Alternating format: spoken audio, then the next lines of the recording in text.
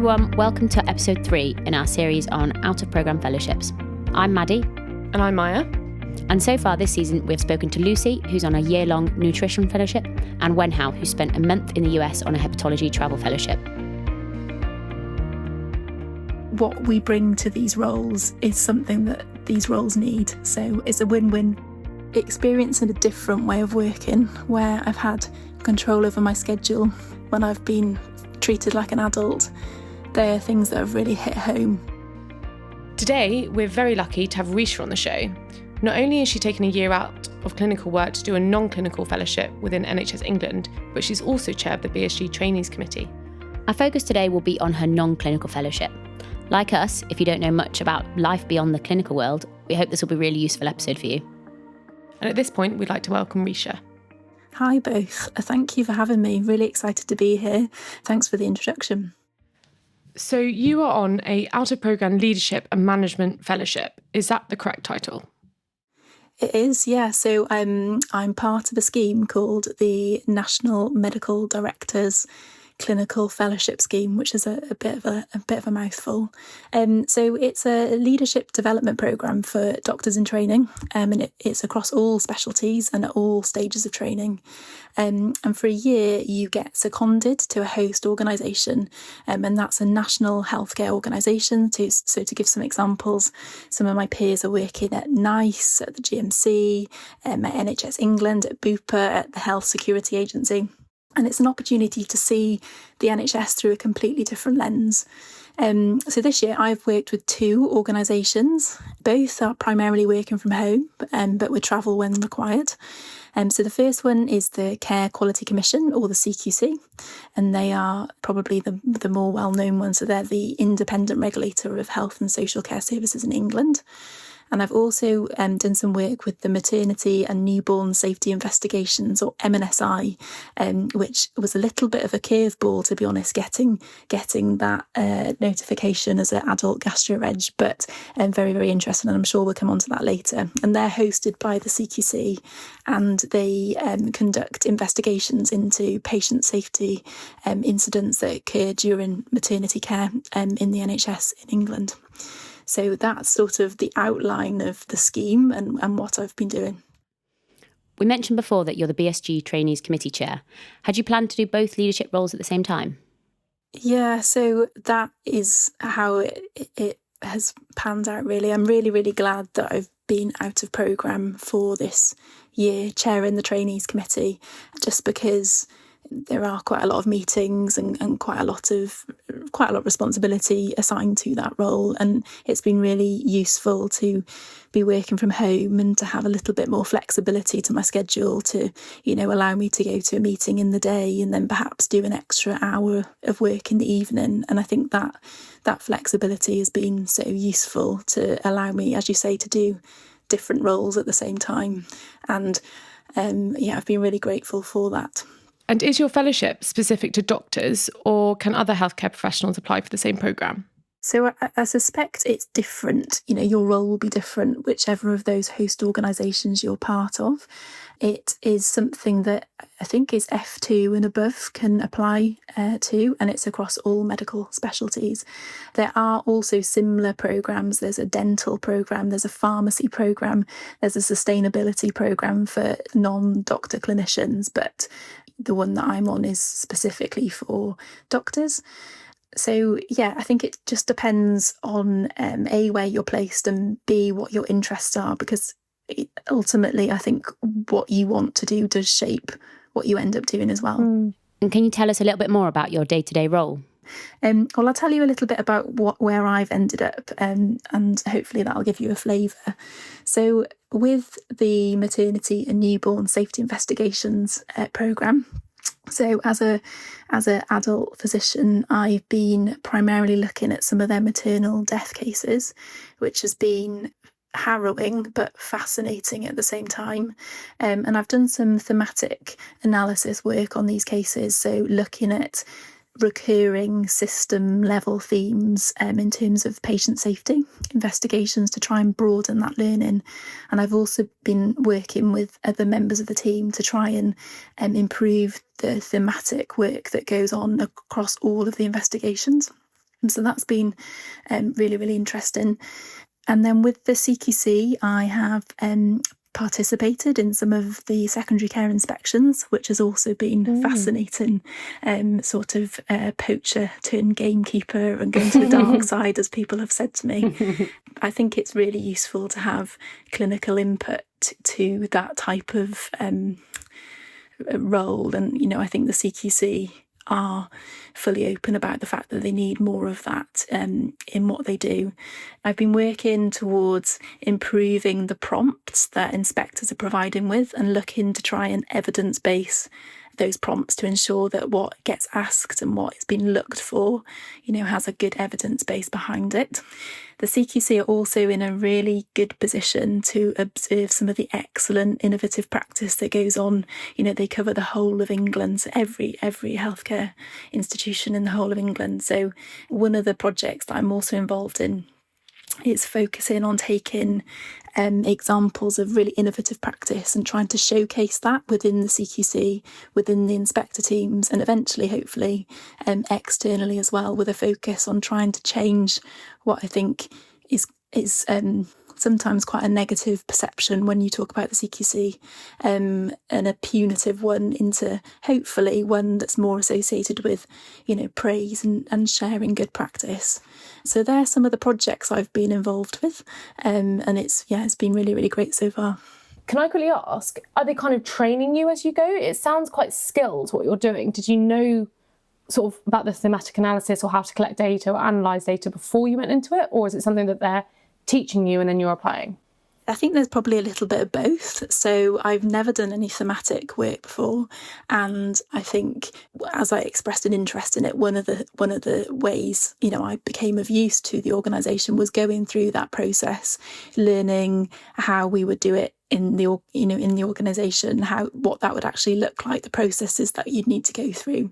So it was a bit learning by trial and error, really, and I think that's been quite useful as well, to be able to, as I said, like troubleshoot and almost teach other people how not to do it, if that makes sense. So no, haven't had any previous experience, but now know a lot more, and hopefully that will be of use to them. In terms of the CQC work, again, a little bits of training, but actually, what, by the CQC's own admission, they've had quite a lot of turmoil this year. By their own admission, they need, the clinical input. They've got the experience and the breadth and depth of inspectors and regulators, but what they lack is the people that know what it's like on the front lines and know the pressures and understand the impact of those pressures. And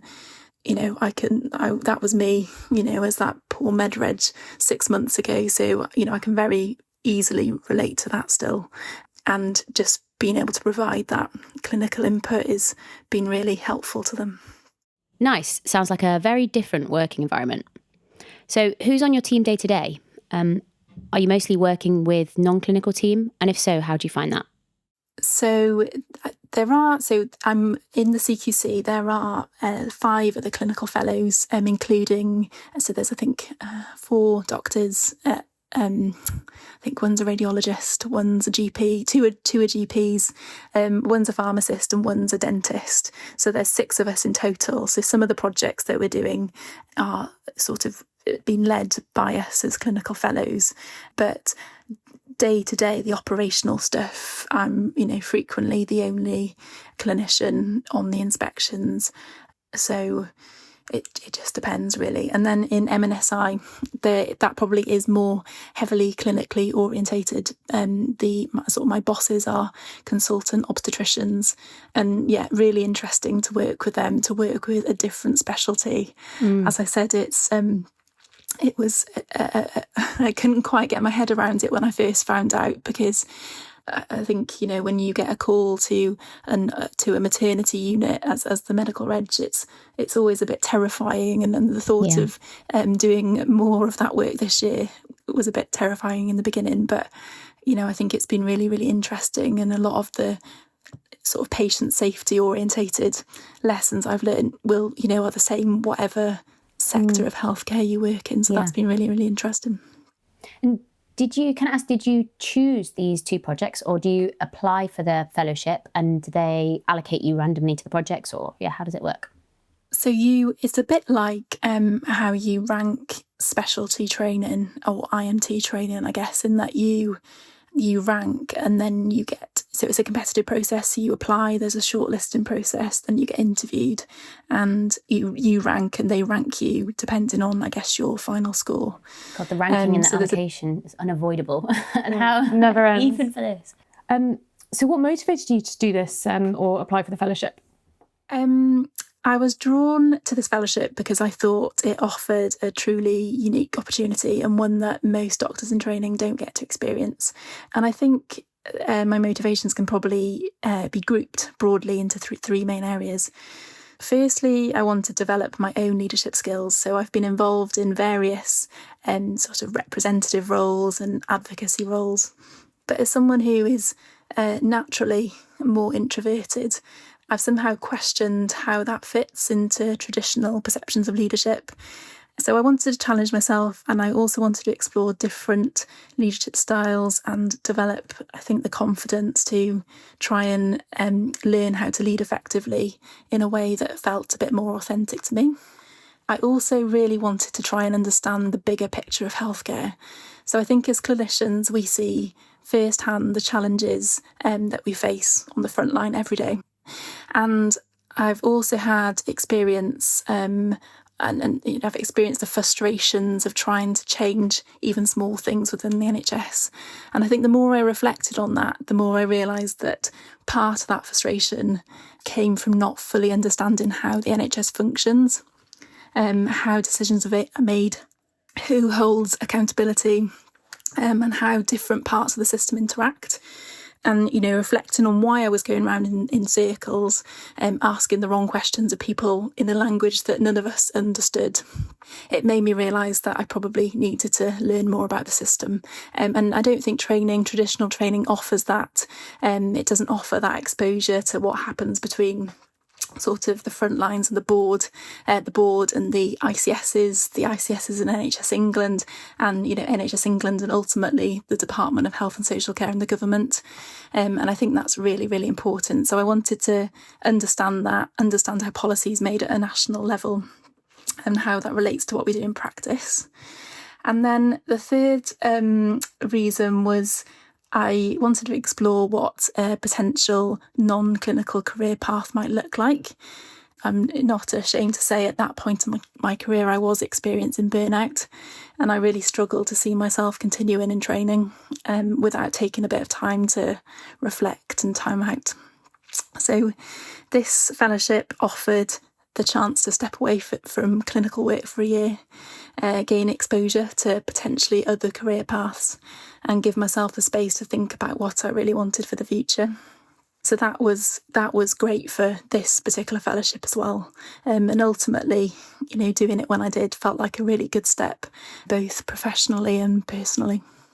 Great answer, thank you. I'm sure there are lots of people that will resonate with that. Yeah, definitely. A few of my close friends have wanted to quit clinical medicine, but found it really difficult to know where to start for looking for non-clinical jobs. This fellowship seems like a really good insight or segue into a non-clinical life. How did you actually hear about it? Was it word of mouth or from researching options? So a bit of both. So I had already been considering how to go out of programme. And I think leadership and management out of programme roles are really quite rare, really, compared to, the more traditional research or teaching opportunities, which are much more common. So I initially applied for a chief registrar role and also explored the possibility of creating a more local role locally with sort of my TPD and one of the deputy chief medical officers, but they didn't quite fit the bill. I very much wanted to get out of the hospital for a little while. So in that sense, I was sort of searching for opportunities. And then I think it probably found me in the sense that, it's not very well advertised and people don't know about it. And many people only really apply if they know somebody who's done it. Fortunately, I did know someone who had previously done the fellowship. And I guess speaking to her was invaluable. And yeah, that was where it came from, really. And I guess from that moment, I realised what a unique opportunity this could be. And it was a chance to, step away from clinical work, gain the experience I was looking for, develop my, skills that I wanted to, whilst, so you retain your NHS contract, because you're seconded, so you retain your annual leave, study leave, length of service, benefits, maternity pay, and all the things that we work towards with our service. So it felt like, a really, really great opportunity. And speaking of pay, how have you found losing the on-call commitments? Has it significantly impacted your pay, and how have you managed to adjust to that? So I think this is where this fellowship is really special. So you actually keep your NHS contract because you're seconded. So your pay is your normal basic pay. So whatever your pay is at your grade for, Monday to Friday, 9 to 5 or whatever it is. And this year they gave us a 20% uplift. So for me, that actually worked out around the same pay that I was getting when I was in clinical work. So that was really excellent. So that security, that pay that we, are used to and deserve, I would say, because, what we bring to these roles is something that these roles need. So it's a win-win for us, and it's a win-win for the organisations as well. Honestly, I would recommend it to anyone. So just as a side note, this is a huge bonus to the fellowship and one that we wanted to highlight. As Ricia mentioned, doing this fellowship as an out-of programme allows you to keep your NHS contract and benefits such as study leave and maternity pay. That is a real bonus compared to, say, stopping training and trialling a different non-clinical career where you'd lose all of those benefits. Yeah, I can't imagine losing those precious 30 days of study leave. No. So back to you, Ricia. How many jobs are available for trainees within your scheme? So I think it varies year by year, and it varies on how many host organisations they get to agree to host trainees. But last year, I think there's about 25 people in just the medical one within my cohort. I think there's probably nearer to 50 when you work across all of the cohorts, and including, the pharmacy, dental, sustainability one. And for parts of the programme, we sort of all come together and have sort of teaching and learning sessions. So we do interact with lots of the other fellows across all the programmes, even though we're all sort of, in our own little host organisations. Yeah. Oh, that's nice. I guess someone to reach out to that's going through similar experiences. Yeah, I think that's really important. So do you have any particular highlights of the year? So I think there's probably been so many highlights, it's difficult to sort of pick one out in the moment, but I guess a few probably stand out. I think I probably have gained a lot of leadership skills and other skills from, things that we just don't do in training, sort of like stakeholder engagement, workforce planning, strategy, policy, all of these very corporate words that don't really enter our vocabulary in the medical world, and that's been invaluable. I think for me, being part of projects that directly influence what happens at the NHS front lines has been really rewarding, and has made me feel that you can contribute to that process in lots of different ways. You don't have to be on the front lines to be doing that.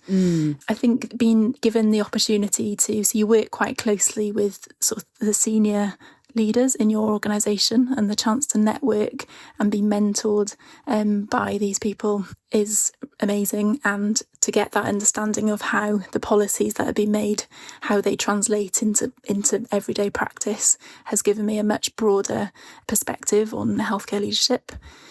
I've really appreciated the flexibility from working from home, as we've already touched upon. I think that's given me a completely different outlook on work-life balance compared to clinical training, which is obviously quite rigid. And I think that's really shaped how potentially I might need to think about adjusting things in the future. Yeah, I can definitely see all the benefits there, and I'm impressed that you know what a stakeholder engagement is.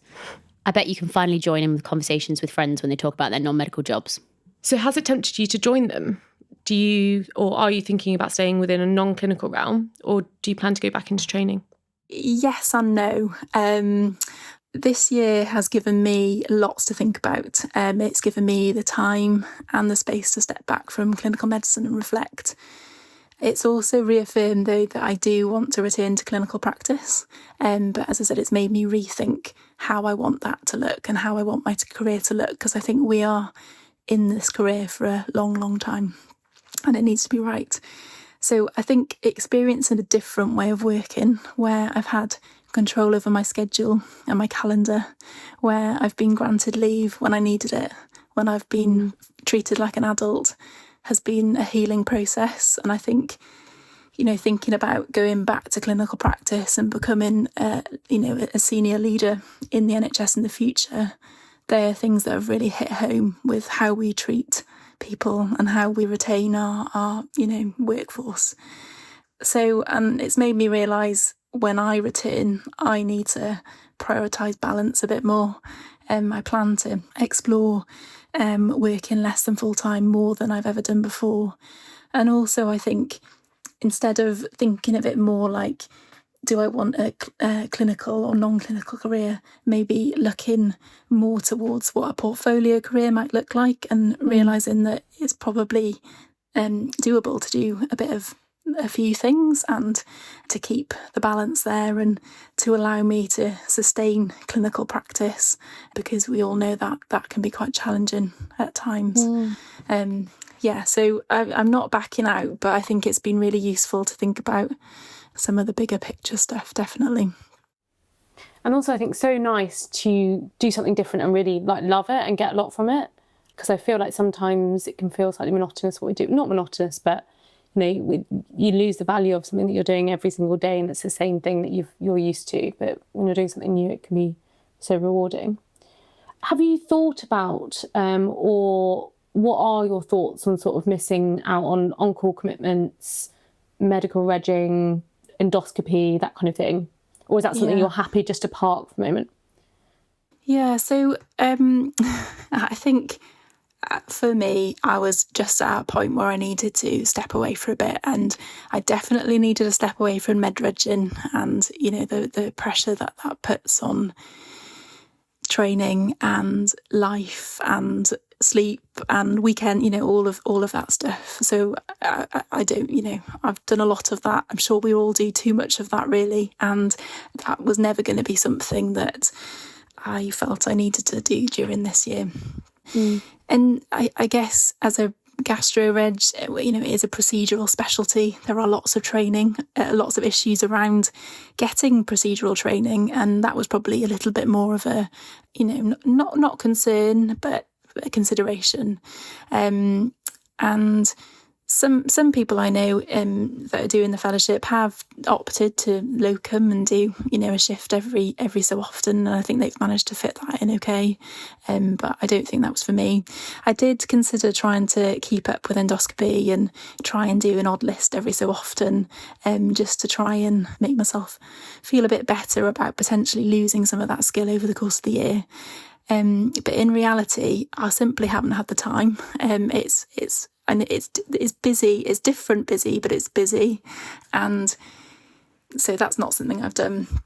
And again, I've tried to think of it differently, and our trainee surveys show us that around 2/3 of trainees are either out of programme currently, are thinking about doing one, or have already done one. So that's a lot of trainees, and that's in addition to trainees that take time out of training for, maternity or parental leave. So I think as a gastro community, we probably need to think a bit more about those numbers and what that means for trainees who are inevitably going to try and go out of programme more, and what that means when they come back to clinical practice in an era where there's clearly pressure on endoscopy training. How do we support that transition? Is there a role for maybe more structured re-immersion training?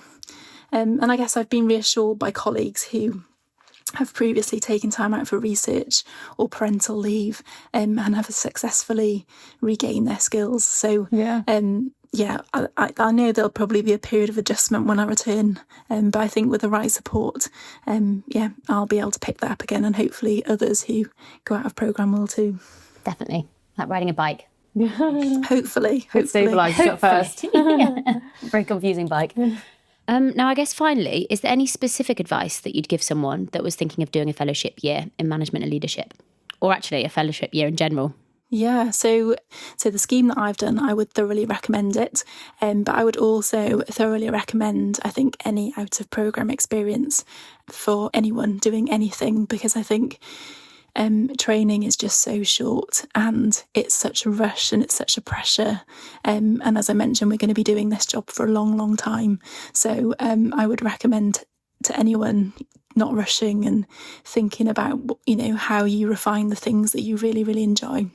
And I think, I've mentioned that I was burnt out, and I'm sure that might resonate with other people listening to this. So if that does resonate with you, then again, I would thoroughly recommend stepping back for a bit and just having the time to, regroup rather than making any rash decisions, because that certainly worked for me. I would definitely recommend speaking to someone who's done the fellowship before, getting the real story, getting the real highlights and lowlights. I mean, it is a competitive process. I think they probably all are, but the one I've done is. So I guess whilst previous leadership management experience isn't mandatory, having some will probably put you in a good position to answer questions at interview, and will provide you examples that you can reflect on. As we've mentioned it, our BSG Trainee Committee are very shortly going to be looking for new regional reps. So a bit of a plug for that, really, because that sort of, national leadership experience will definitely give you lots to talk about. And then I think practically, easier said than done, but try and plan early, and try and have a good open communication with your TPD.